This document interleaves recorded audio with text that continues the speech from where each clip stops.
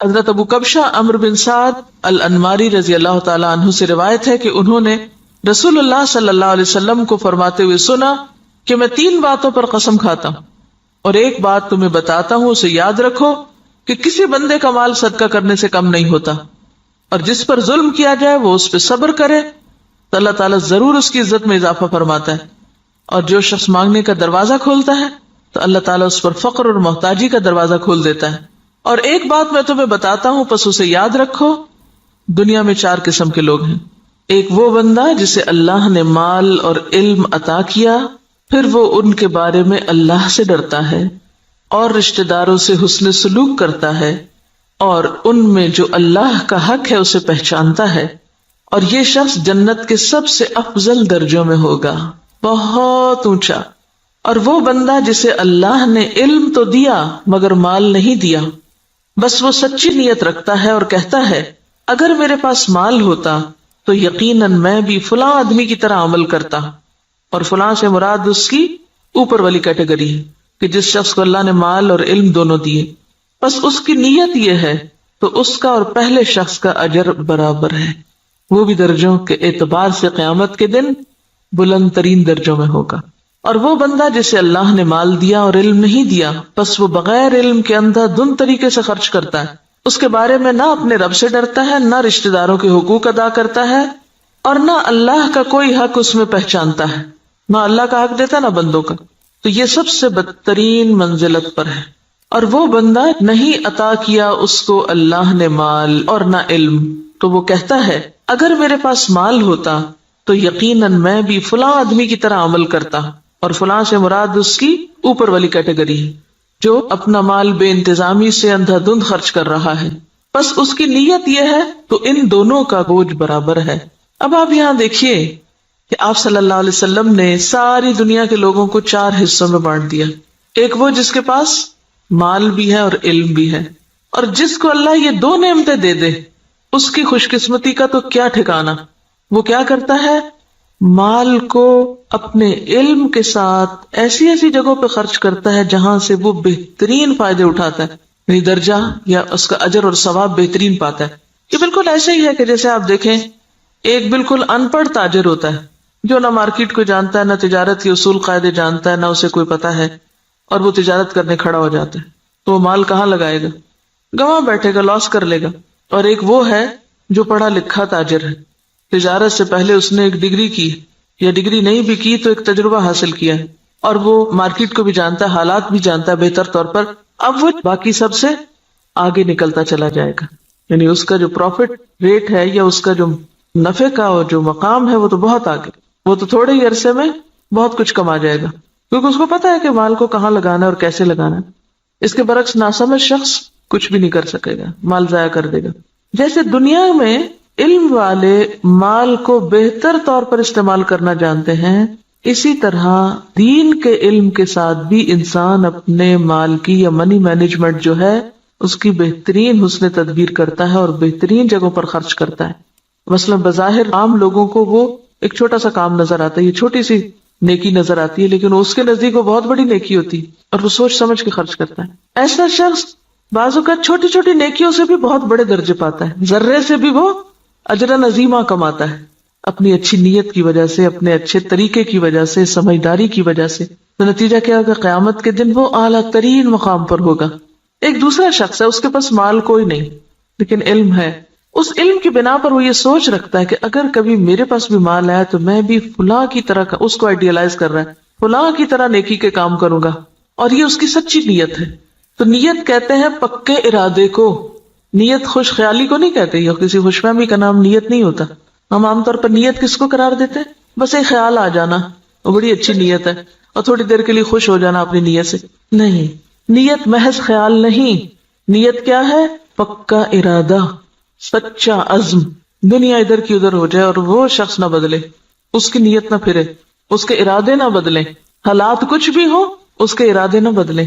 ہمارا عام طور پہ کیا حال ہوتا ہے، جب ہم اللہ سے راضی ہوتے ہیں تو اللہ کی راہ میں بہت کچھ خرچ کرنا چاہتے ہیں، نیکی بھی بڑی کرنا چاہتے ہیں، جب اللہ سے ناراض ہوتے ہیں پھر کیا کرتے ہیں، کسی بندے سے ہم راضی ہوتے ہیں تو اس پہ خوب لٹاتے ہیں، اور جب اگر اس بندے سے ناراض ہو جائے تو پھر ہم اس کو کیا دیتے ہیں، پھر اس کو آگ کر دیتے ہیں۔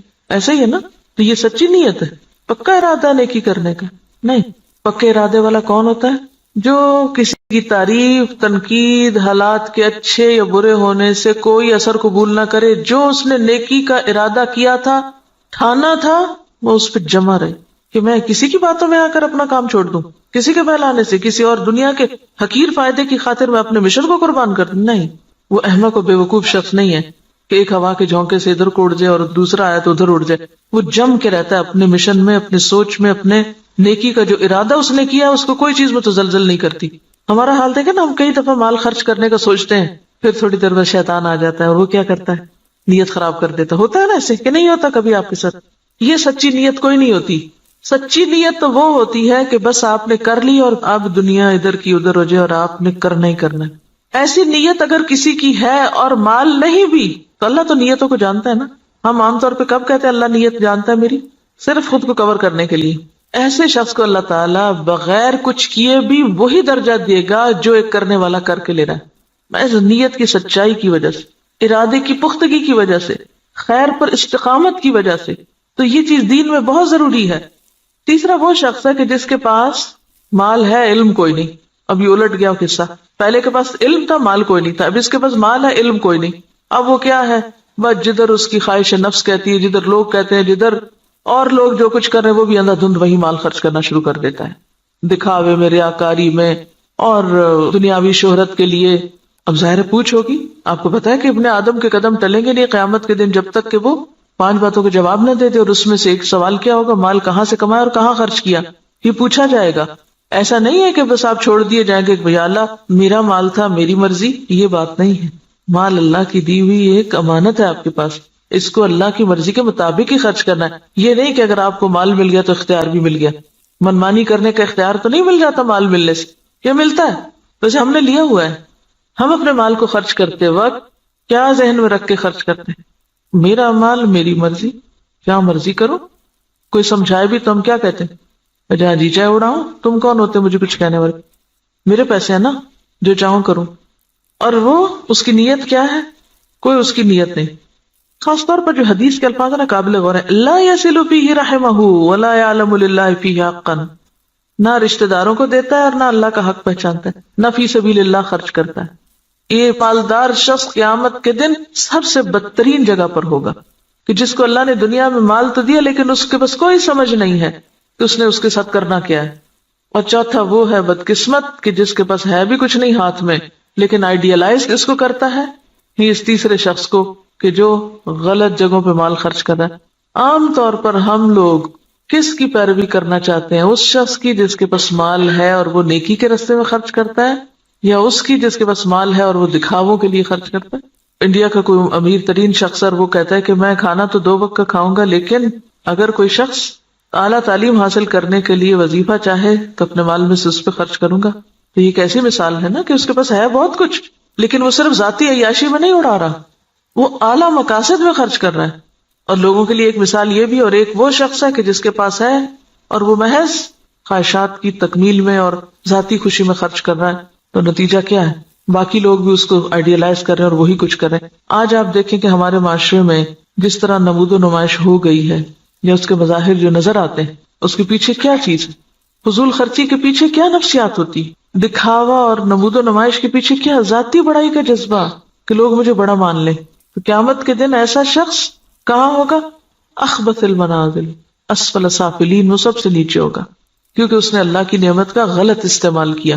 تو ہم سب کے لیے کیا ضروری ہے کہ ہم اپنے اپنے طریقوں کا جائزہ لیں. کوئی پیسہ خرچ کرنے سے پہلے ذرا رک جائیں اور سوچیں کہاں دے رہے ہیں، کس کو دے رہے ہیں، کیوں دے رہے ہیں، کیا مقصد ہے، کیا نیت ہے، کیا ارادہ ہے. اور اگر مقاصد چھوٹے چھوٹے ہیں، صرف دنیا سامنے ہے تو چھوٹا دل ہے اور چھوٹی جزا ہے. اور اگر دل بڑا ہے، مقاصد بڑے ہیں تو ذات سے بھی کاٹ لیں گے، اپنے آرام سے بھی کاٹ لیں گے اور بڑی جگہ پر انویسٹ کریں گے. صرف زبان کے ذائقے پر ہی خرچ کرتے چلے جانا، صرف دل کے سکون میں لباس پر ہی خرچ کرتے چلے جانا، صرف اپنی ذات ہی کو یا اپنے ہی آرام کو دیکھتے چلے جانا اور دین کے اور اعلیٰ ترین مقاصد کو بھول جانا، تو دنیا میں بھی مسلمانوں کو کس سے دوچار کر رہا ہے. اب دیکھیے، ہم نے بہت اس پر پہلے بھی بات کی تھی کہ ترقی یافتہ قومیں، آپ کو پتا 40% تک ٹیکس ہوتا ہے ان کا، 40 بازوں کا 60% بھی ٹیکس ہوتا ہے، کہ آپ نے 100 روپے کمایا 60 روپے دے دیجئے گورنمنٹ کو، وہ آپ کے لیے سڑکیں بنائے، اسپتال بنائے، ریسرچ سینٹر قائم کرے تاکہ قوم ترقی کرے۔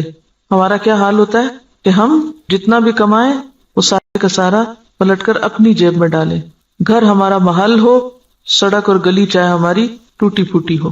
اسی وجہ سے ہم اس حال میں ہیں کہ ہم بڑے مقاصد میں خرچ نہیں کر سکتے، اپنی ذات کے لیے اور اپنے ہی لیے، اور پھر اپنے اوپر خرچ کرنے کے لیے ایسے ایسے طریقے اختیار کرتے ہیں کہ جس سے اجتماعی فائدہ پیچھے چلا جاتا ہے۔ اب دیکھیے کہ ایک قطرہ جب دریا میں ملتا ہے تو کیا ہو جاتا ہے، وہ کیا کہلاتا ہے، دریا کہلاتا ہے، اور جب وہ صرف قطرہ رہتا ہے تو وہ اپنی انفرادیت بھی کھو دیتا ہے، اپنی آئیڈینٹی بھی ختم کر دیتا ہے۔ اگر ہم صرف اپنی ذات کو نمایاں کرتے رہے ختم ہو کے رہ جائیں گے، اور اگر ہم نے یہ سب کچھ اچھے مقاصد کے لیے اپنے آپ کو بھی اور اپنے مال اور اپنے اوقات کو بھی لگایا تو پھر اعلیٰ ترین منازل پا سکتے ہیں۔ یہاں جو بات یاد رکھنے کی ہے، بظاہر تو حدیث بالکل واضح ہے، مطلب صاف ہے، سمجھ میں آنے والا ہے، لیکن عملی طور پہ کیا کرنا ہے؟ ہر شخص اپنے اوپر کچھ نہ کچھ صدقہ لازم کرے، کچھ نہ کچھ کسی کو ضرور دیں، چھوٹا ہو یا بڑا، اور دے کے تجربہ کریں کہ یہ بات کس قدر سچی ہے۔ آپ دیں کمی نہیں ہوگی، اس سے زیادہ آئے گا۔ نمبر 2، سوچیں کس نے آپ پر کوئی ظلم یا زیادتی کی، نہیں یاد آ رہا تو ذرا غور سے یہ ذرا ذہن پہ زور ڈالیں۔ میرا نہیں خیال زور ڈالنے کی ضرورت، ایسی باتیں تو ہمیں ہر وقت یاد رہتی ہیں۔ کس نے میرے ساتھ کیا زیادتی کی ہوئی، سوچیں کس نے میرے ساتھ کیا ظلم کیا اور میں نے اب تک اس کو معاف نہیں کیا، ان سب کو آج معاف کر دیں، اور اپنے دل سے ان ظلم و زیادتی کے باتوں کو نکال کے دروازہ بند کر دیں، صاف کر دیں، صفائی کر دیں دل کی۔ معاف کرنے کا سب سے بڑا فائدہ صرف انسان کو خود ہوتا ہے، اپنا دل اطمینان میں آ جائے گا، اچھا کوئی بات نہیں، وہ بھی انسان ہے نا، پتہ نہیں اس کی کیا کیا مجبوریاں ہیں، اس کو کیا کیا کمی ہے، اس پہ کیا ظلم و زیادتی زندگی میں ہوئی، اس کو کیا کیا محرومی ہوئی، اس کو معلوم نہیں کیسا ماحول ملا، تو اس کو معاف کر دیں۔ اس کا کہاں سے پتا چلے گا کہ آپ نے معاف کیا؟ آج کے بعد ان باتوں کو زبان پہ نہیں لانا، چھیڑنا نہیں، ذکر نہیں کرنا، ورنہ ہوتا کیا ہے، جب کوئی آپ کو مزید پھر دوبارہ زیادتی کرتا ہے تو آپ جس چیز کو معاف کر چکے تھے اس کو بھی ساتھ جمع کر لیتے ہیں، اگلی زیادتی تو اگلی ہے، پچھلی بھی ساری لے آتے ہیں واپس۔ کڑوی باتیں نہیں دہرانی، منہ کڑوا ہو جاتا ہے۔ صبر، برداشت، پی جائیں۔ یہ صرف آپ کی سوچ کی بات ہے، آپ سوچیں کہ میں نے کر دی، اور آپ دیکھیں کہ اللہ آپ کی مدد کرے گا اور ہو جائے گا، کیونکہ میں نے بارہا اس کا تجربہ کیا ہے، بارہا، اور اتنا فائدہ ہوا ہے، میں تو یہ کہتی اللہ میرے حافظے سے بھی نکال دے، میرے پاس وقت نہیں ہے ان باتوں کو یاد کرنے کا۔ اور جو زیادتی کرے اس کے ساتھ احسان، وہ بے رخی کرے، آپ اس کے پاس چلے جائیں۔ ہے مشکل، لیکن نبی صلی اللہ علیہ وسلم نے قسم کھا کے یہ بات فرمائی ہے، اگر آپ کو واقعی آپ کی قسم پر اعتبار ہے، آپ یہ سوچیے مجھے اپنے پیغمبر کی قسم کا اعتبار ہے، اللہ میری عزت میں ضرور اضافہ کرے گا اگر میں دوسرے کو معاف کر دوں گا۔ اور یہاں صرف معاف نہیں کرنے کی بات بلکہ صبر علیہا، کیونکہ جب تک صبر نہ ہو، برداشت نہ ہو، معاف نہیں ہو سکتا۔ معاف کرنے کے لیے اسے پینا پڑتا ہے، جیسے دوائی کا کڑوا گھونٹ پیا جاتا ہے۔ اور اگر آپ یہ نہیں کر سکتے نا، پھر اپنی معافی کی بھی توقع کم کر دیں۔ آپ اگر دوسروں کو نہیں معاف کر سکتے تو مت پھر امید رکھیں کہ آپ کو معاف کیا جائے۔ اگر آپ واقعی چاہتے ہیں کہ اللہ آپ کی عزت میں اضافہ کرے، کیونکہ سارے کام تو آپ اپنی عزت ہی بڑھانے کے لیے کر رہے ہوتے ہیں لیکن الٹے کر رہے ہوتے ہیں، تو جو نسخہ نبی صلی اللہ علیہ وسلم نے بتایا ہے اس کو عمل کر کے ایک دفعہ دیکھیں۔ ہے حوصلے کی بات لیکن کر سکتے ہیں، ایسا نہیں کہ کیا نہیں جا سکتا۔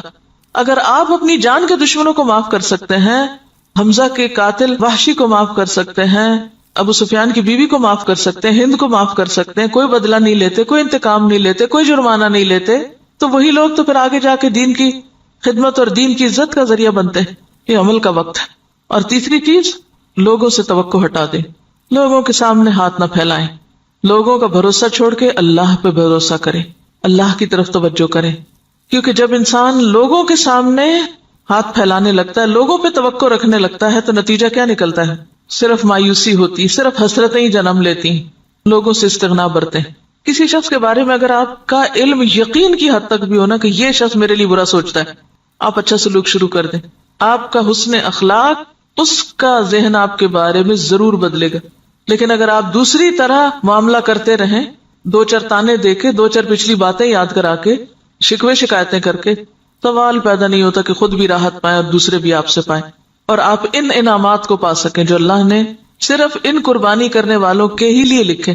پہلے حدیث میں مال کا صدقہ ہے، دوسری حدیث میں عزت کا صدقہ ہے، نفس کا صدقہ ہے. مال کا صدقہ پھر آسان ہے، عزت کا صدقہ مشکل. لیکن جو جھکے گا وہی بلند ہو سکے گا، اکڑنے والا کبھی بلند نہیں ہو سکتا. انک لن تخرق الارض ولن تبلغ الجبال طولا.